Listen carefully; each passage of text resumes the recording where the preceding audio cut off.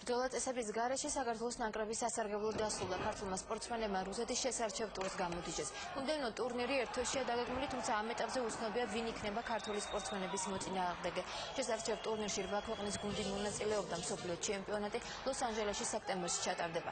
საქართველოს ნაკრებმა გამარჯვება თბილისში დაბრუნებისთანავე გულშემატკივრებთან ერთად აეროპორტში აღნიშნა. სპორტსმენები შინაგან საქმეთა სამინისტროს სპეცდანიშნულების რაზმში მსახურობენ. ხოდა სარეიტინგო ბრძოლების ჩატარება სხვადასხვა გუნდებს შორის და მაინც რატომღაც რუსეთის ნაკრები ჩვენ საქართველოს ნაკრების წინააღმდეგ დააყენეს. ყველაფერი დადებითად დამთავრდა. ორი ბრძოლა იყო, ორივე ბრძოლა პირველივე რაუნდში დამთავრდა ბრწყინვალედ. ნოკაუტები დაამთავრეს ბიჭებმა. მოგვიწია ბრძოლა რუსების ნაკრების წინააღმდეგ. ჩემი თოქე იყო ალექსანდრე ბალაევი, სოფლიო ჩემპიონი კიკბოქსინგში. და ღვთისმშობლობით 30 წამში შევძლი მის დამარცხება. ანუ ტექნიკური ნოკაუტით აღჭურვილად.